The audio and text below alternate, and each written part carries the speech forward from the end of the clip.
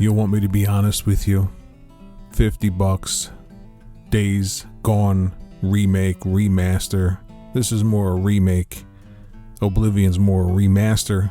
But Days Gone remake isn't really doing it for me. Now, this is the introduction. The lighting here is really good. Much better than the original game.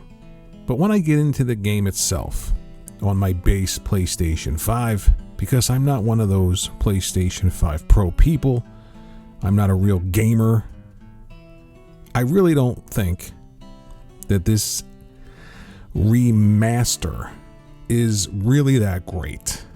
And I certainly don't feel like, I'm just going to put it out there, I feel like a fucking moron for dropping $50 on this. I really do. I know people talk about owning games and buying games, but here I am purchasing this game for $50 and I feel like a stunad. I really do. I feel like, maybe I just should have waited or looked into it a little bit more. But then I thought about, and this is where this video is going to go, and some of you are going to jump out right here when I say the word Game Pass.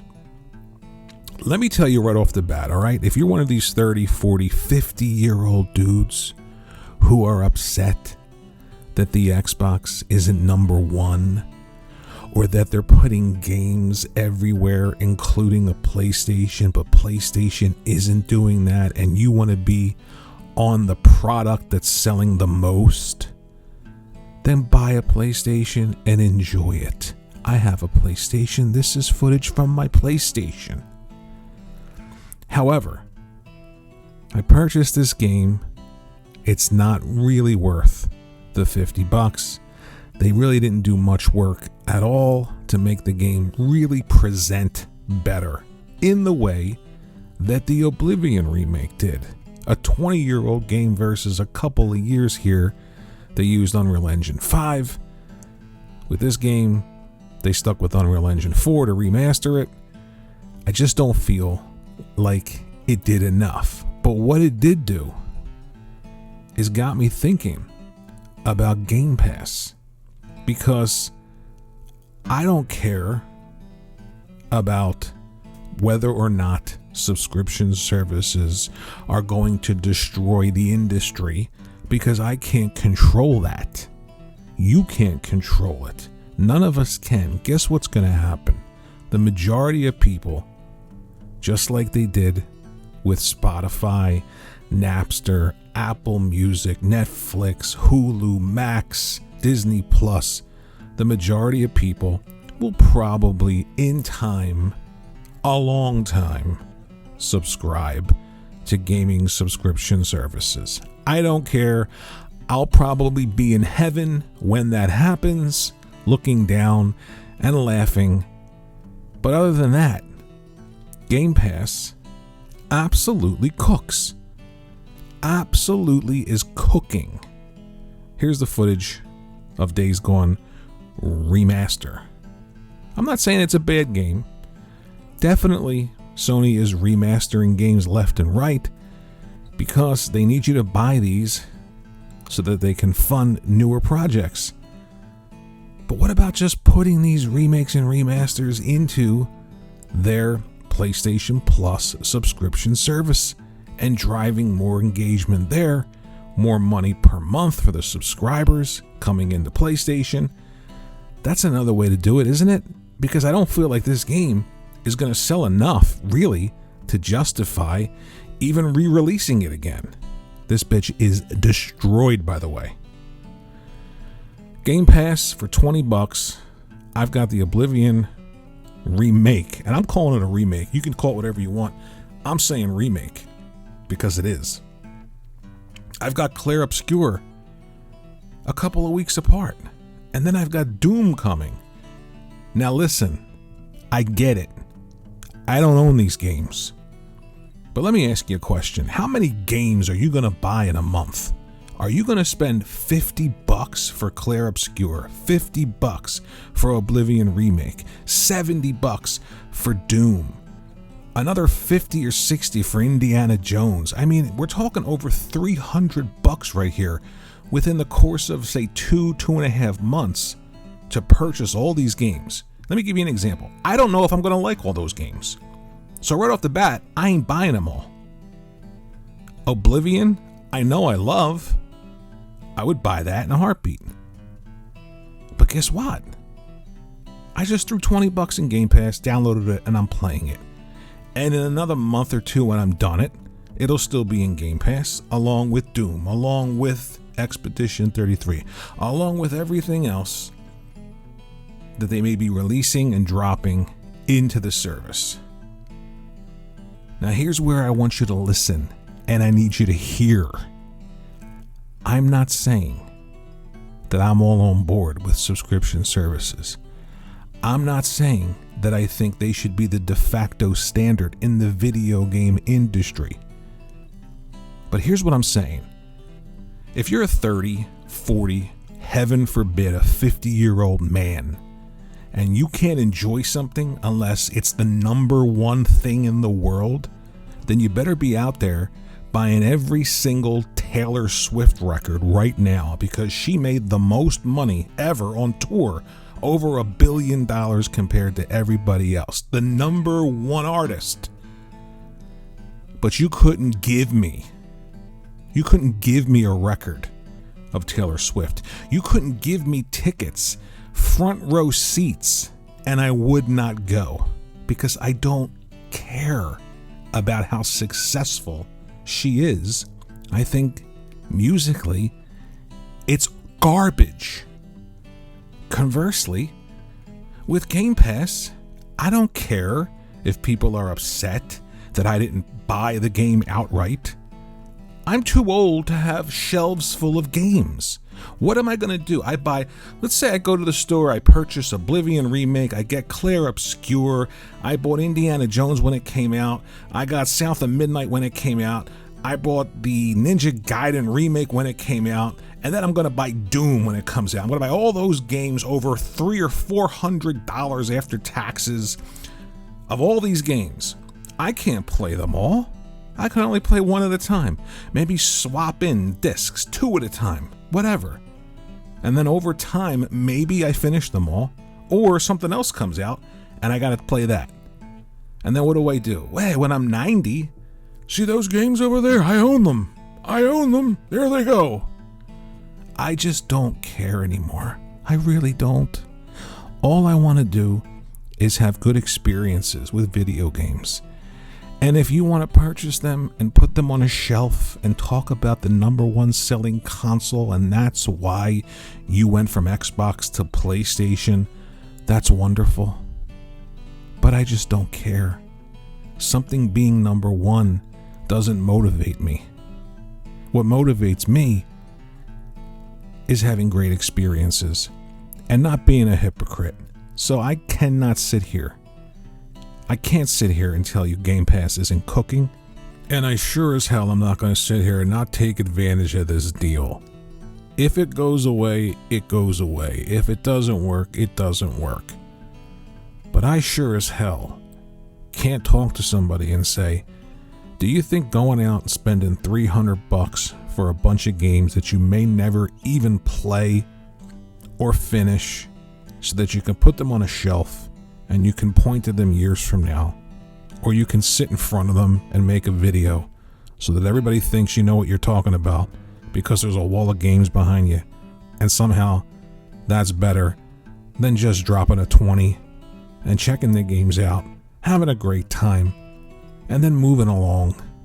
Of course I can't. Of course I wouldn't do that, because I don't want to be a hypocrite.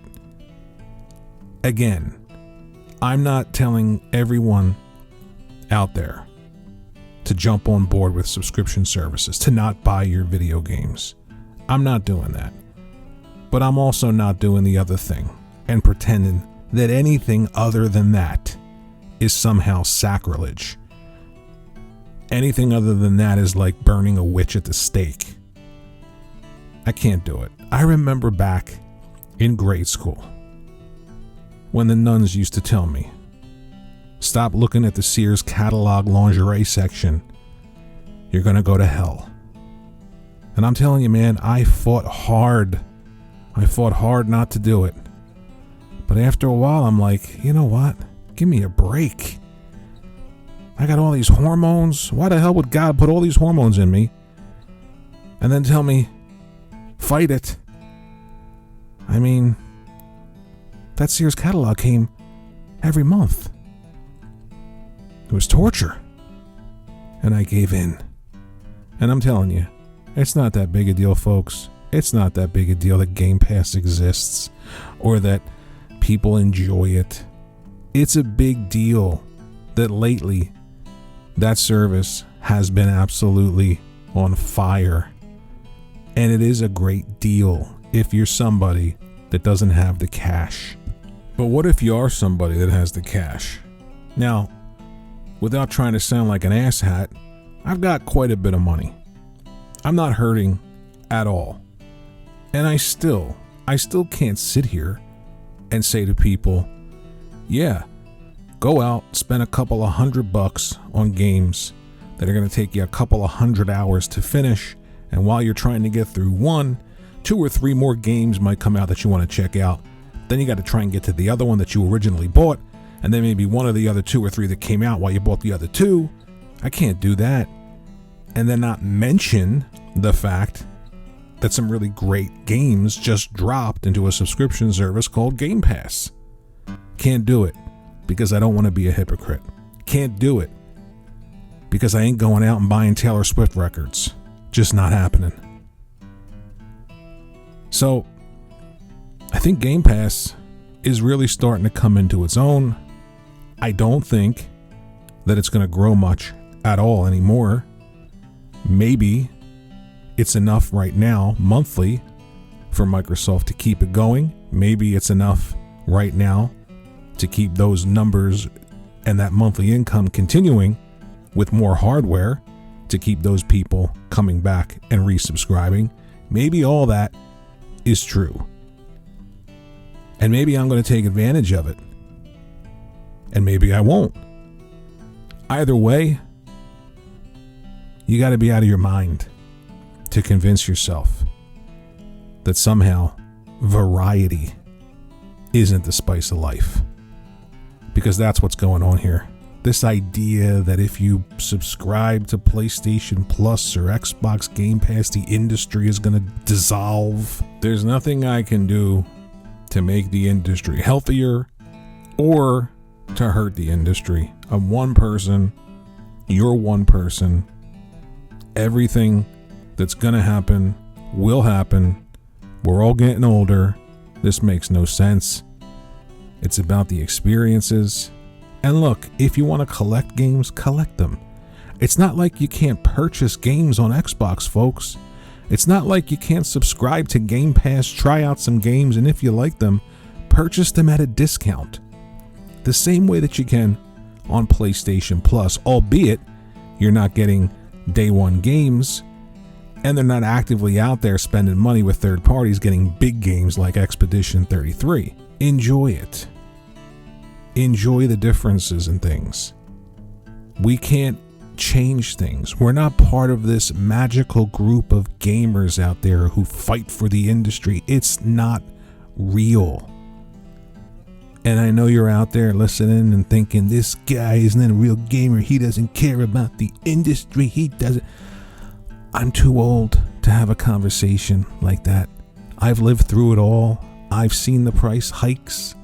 I've lived through 4 different changes in the industry. So at this point, all I'm looking for is a bit of fun, some great experiences. This game dropped in a subscription service the day it released and went on to sell over 1 million copies. So the idea that a subscription service is going to hurt good games sales, it just doesn't work anymore. It doesn't. Microsoft wants to put all their games into Game Pass. Maybe that kills their hardware. Maybe it does. But I cannot be a hypocrite. I cannot tell people I'd rather you go out and spend $300. Maybe you don't have it. Put those games on a shelf because you're a proper gamer. you care about the industry and the developer. Guess what? The industry doesn't care about you or me. The developers don't care about you or me. They care about creating and making money. That's it. So if you care about the industry so much that you want everyone to spend full price on everything that comes out because the industry needs the money to survive, then let me ask you a question. What'd you do with your tax return this year? How many things did you try and jam in there to write off to get a great return, even though you knew, like, hey, mileage to and from work or shoelaces might not be a great thing to include, but you did it anyway to get a fat return? Send your return back. Why are you trying to get a good deal? You see what I'm saying, folks? At the end of the day, a lot of these arguments, they really don't hold water.